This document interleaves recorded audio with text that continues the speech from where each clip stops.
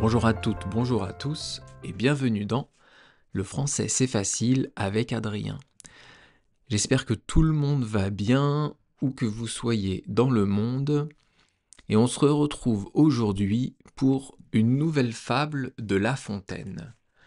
Je ne sais pas si vous aimez ce genre de podcast et ce genre de format, mais moi, j'aime bien ces fables, j'aime bien les expliquer, et c'est pour ça que je les ai choisis afin que vous puissiez mieux comprendre le français et vous améliorer en français.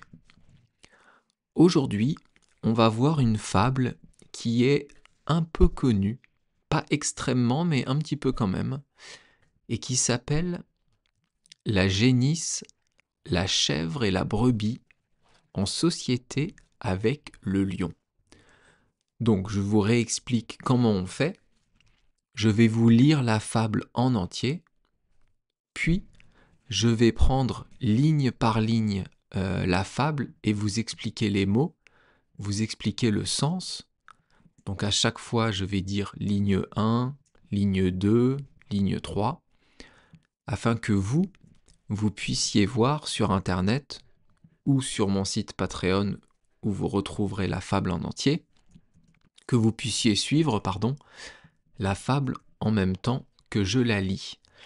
Donc, je lis une fois en entier, je vous explique, puis je relis en entier, et enfin, je vous lis ma version de la fable que j'ai réécrite et qui est plus facile à comprendre, afin qu'évidemment vous puissiez bien comprendre la fable.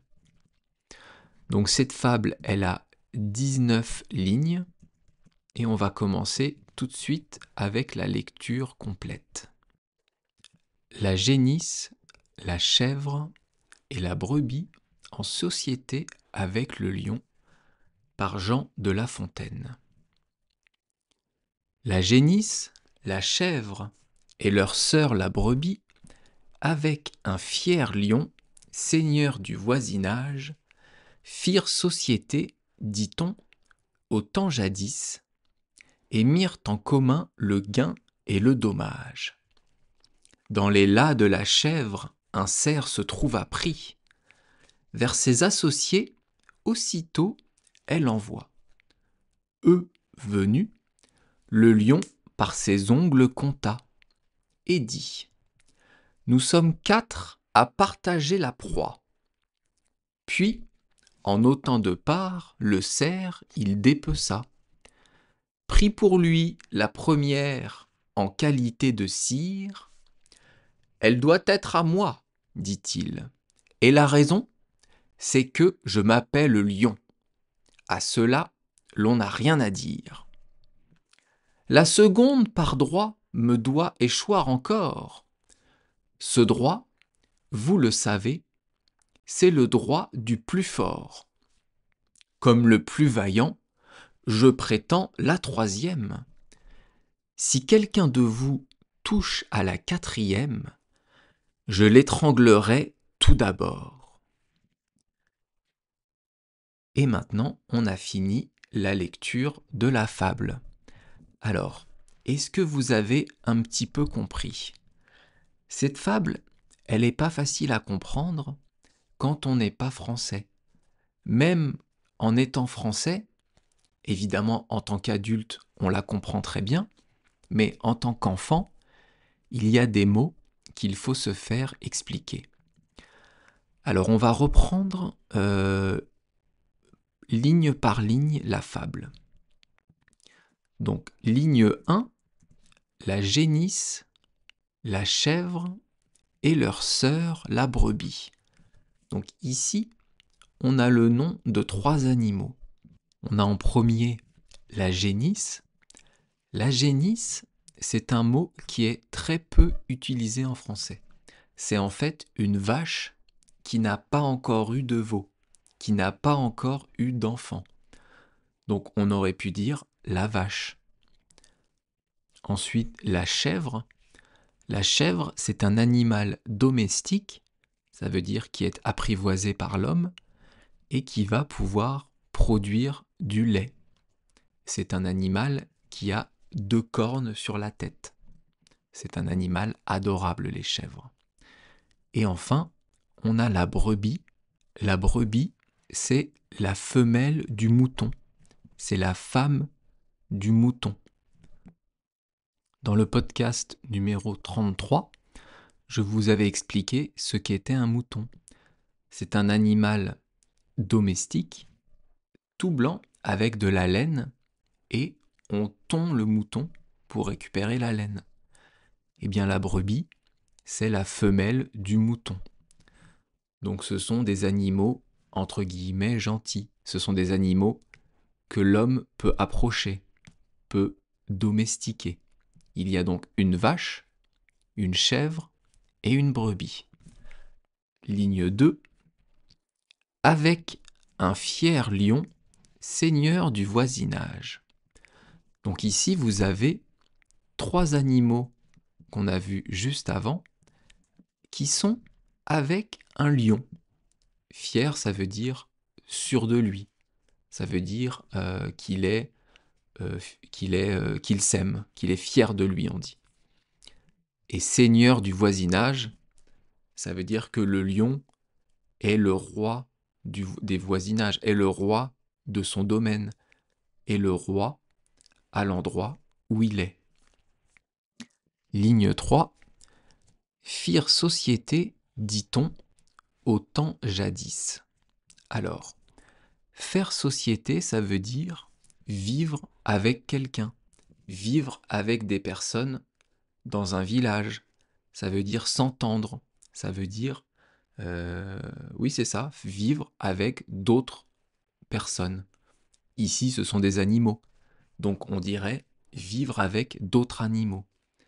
Et au temps jadis, ça veut dire il y a longtemps. Jadis, ça veut dire il y a très longtemps. Donc, firent société, dit-on, au temps jadis, ça veut dire que ces 4 animaux, la vache, la chèvre, la brebis et le lion, vivaient ensemble il y a longtemps. Ligne 4. Et mirent en commun le gain et le dommage. Mirent en commun, mire ici, c'est un passé simple. C'est le passé simple de mettre. Donc on dirait mettre en commun. Ça veut dire que ce qui appartient à l'un appartient à l'autre. Si quelqu'un, un des animaux, gagne quelque chose, ou s'il perd quelque chose, eh bien tout est mis en commun. C'est le gain et le dommage. Ce qu'ils vont gagner à la chasse, ou en cherchant dans les bois, ou dans leur vie, et ce qu'ils vont perdre s'ils ont des problèmes. Tout est mis en commun.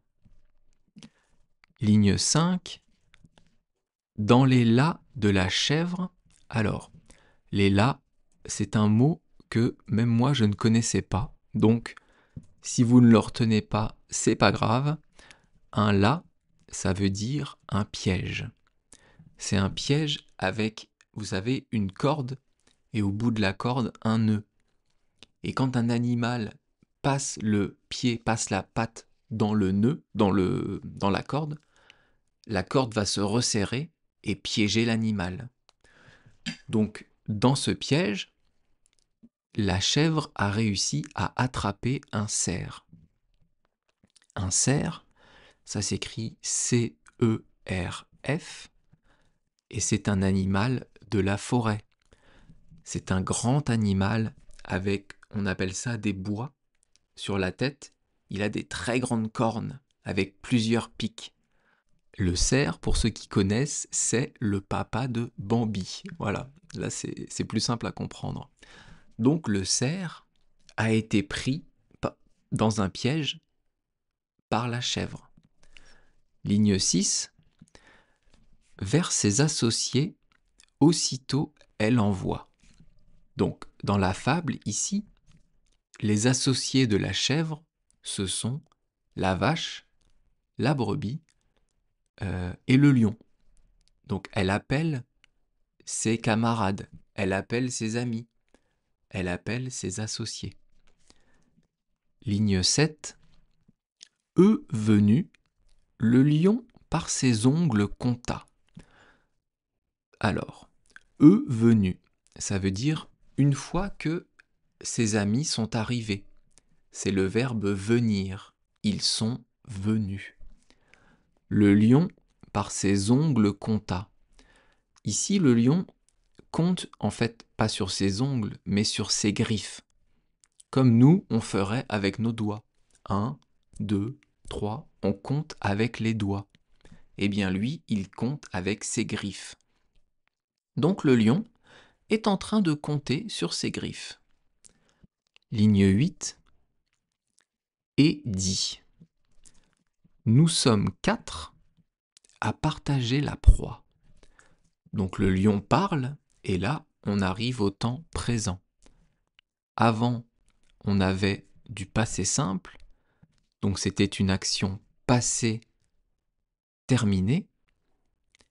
Et maintenant, on passe au présent, parce que c'est un dialogue. Donc, le lion dit quoi? Ah oui, nous sommes 4 à partager la proie. La proie, c'est le cerf qui a été pris dans le piège. C'est ce qu'ils vont manger. D'ailleurs, c'est un peu paradoxal parce que les 3 autres animaux, à part le lion, sont herbivores, donc ne mangent pas de viande. Mais bon, passons. Nous sommes 4 à partager la proie. Donc la proie, vous avez compris, c'est l'animal qui est piégé, le cerf. Et partager, c'est diviser en parts égales. Donc le lion a compté. Ils sont 4 amis à pouvoir partager leur repas, partager le cerf qui a été attrapé par la chèvre. Ligne 9. Puis, en autant de parts, le cerf, il dépeça. Donc ici, on a une inversion de tournure dans la phrase. On pourrait dire « Le lion dépeça donc le cerf en 4 parts ». Dépecer, ça veut dire découper. Donc, le lion découpe le cerf en 4 morceaux pour la vache, la chèvre, la brebis et lui-même et le lion. Ensuite, ligne 10, prit pour lui la première en qualité de sire. Alors, cette phrase et celle juste avant, on est repassé au passé simple parce que ce n'est plus un dialogue. Donc, prit pour lui la première en qualité de sire. Le sire, c'est le chef, c'est le leader de la bande. Donc, il se dit, je prends la première part parce que je suis le chef. Ligne 11. Elle doit être à moi, dit-il, et la raison, ligne 12, c'est que je m'appelle lion. Donc le lion dit, après avoir découpé le cerf, je prends la première part parce que je suis le lion, parce que je suis le chef, je suis le roi des animaux. Ligne 13, à cela, l'on n'a rien à dire. Donc le lion assoit son autorité et dit « Vous n'avez rien à dire puisque je suis un lion, je suis le roi. » Ligne 14. La seconde, par droit, me doit échoir encore. Alors la seconde, c'est la deuxième part de l'animal. Par droit, me doit échoir encore. Donc le lion dit « J'ai un droit sur la deuxième part de l'animal. La deuxième part me revient. » Échoir, ça veut dire me revenir. Ligne 15. Ce droit, vous le savez, c'est le droit du plus fort. Donc là, le lion explique pourquoi la deuxième part lui revient après avoir pris la première. alors que le cerf aurait dû être partagé entre les 4 animaux. Le droit du plus fort, il dit. Donc en fait, le lion dit « Pourquoi je prends la deuxième part ? Parce que je suis le plus fort. » Ça fait un peu penser à la morale de la fable qu'on a déjà étudiée, le loup et l'agneau, qui était « La raison du plus fort est toujours la meilleure ». Mais évidemment, cette morale, dans cette fable, c'est une satire. Une satire, c'est quoi ? C'est... comment vous expliquer ? Une satire, c'est une œuvre, ça peut être un livre, une fable, une peinture, qui est faite pour tourner en ridicule les personnages. En fait, ça accentue les défauts des personnages, ça accentue les traits pour les tourner en ridicule. Et donc, dans cette fable, La Fontaine veut évidemment nous faire comprendre que ce n'est pas la loi du plus fort qui dirige, alors que c'est le cas dans la fable. Mais je vais vous expliquer après. On revient donc à la fable. Donc le lion a dit « Première part, c'est pour moi parce que je suis le lion. Deuxième part, c'est pour moi parce que je suis le plus fort. » Ligne 16. « Comme le plus vaillant, je prétends la troisième. » Donc là, il dit « Je suis le plus vaillant, le plus courageux, donc je prends aussi la troisième part. » Ligne 17. « Si quelqu'un de vous touche à la quatrième, » donc ici, le lion dit à ses copains, ses soi-disant copains, « si l'un d'entre vous, donc la vache, le brebis ou la chèvre, prend la quatrième part, et dernière ligne, je l'étranglerai tout d'abord. » Ici, le lion menace ses amis en utilisant le verbe étrangler, qui veut dire tuer, et le futur. Donc, il y a une condition, si vous prenez une part, je vous étrangle, je vous tue. Donc en fait, les 4 parts vont revenir au lion, alors qu'ils étaient censés vivre ensemble, partager les choses, que ce soit les bonnes choses ou les plus mauvaises choses. Et bien ici, le lion abuse de sa force et impose son point de vue. Il commence une tyrannie, une dictature. Il se donne tous les pouvoirs. Alors c'est quoi la morale ici ? J'ai commencé un peu à vous expliquer tout à l'heure. En fait, c'est une satire. La morale de la fable, ça veut dire, la loi du plus fort est la meilleure. Mais en fait, La Fontaine veut dire l'inverse. Il dénonce cette loi du plus fort. Il montre par cette fable, par cette absurdité, par cette exagération, que de faire une alliance avec quelqu'un de très puissant, ce n'est jamais une alliance, ce n'est jamais quelque chose de bien. C'est ça la morale de cette fable. Je pense qu'il y en a d'autres, mais on ne va pas en parler parce que ça serait trop compliqué et on ne va pas trop pousser dans l'analyse vu que vous apprenez le français. En fait, il faut comprendre que il ne faut pas faire confiance à quelqu'un qui a beaucoup plus de pouvoir que soi. À partir du moment où cette personne propose une alliance, propose de s'associer à vous, vous êtes en situation d'infériorité. Vous ne pourrez pas prendre le contrôle. Alors, on a fini l'analyse de la fable. Ce qu'on va faire comme promis, je vais vous la relire en entier, voir si vous comprenez un peu mieux. Et après, je vais vous lire ma version plus facile. Allez, c'est parti. La genisse, la chèvre et la brebis en société avec le lion, par Jean de La Fontaine. La génisse, la chèvre et leur sœur la brebis, avec un fier lion, seigneur du voisinage, firent société, dit-on, au temps jadis, et mirent en commun le gain et le dommage.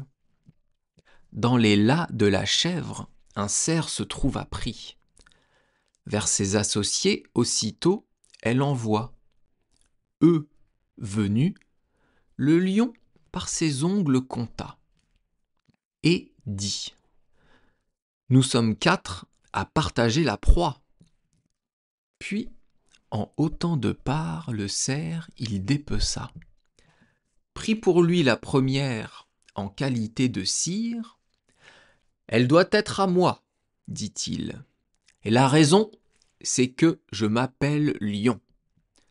À cela, l'on n'a rien à dire. La seconde, par droit, me doit échoir encore. Ce droit, vous le savez, c'est le droit du plus fort.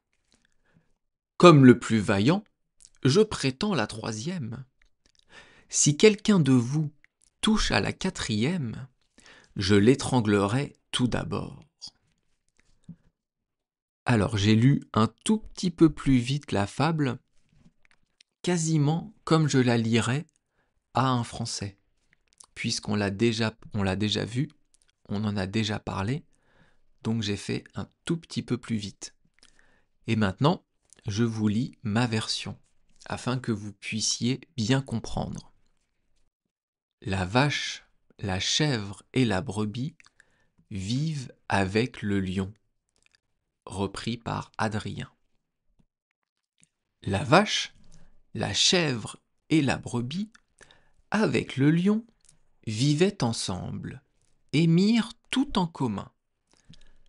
Un animal se fit attraper dans un piège posé par la chèvre. Aussitôt, elle appelle ses amis animaux. Une fois arrivé, le lion compta sur ses griffes et dit : Nous sommes 4 à partager cet animal. Il découpa donc le cerf en 4.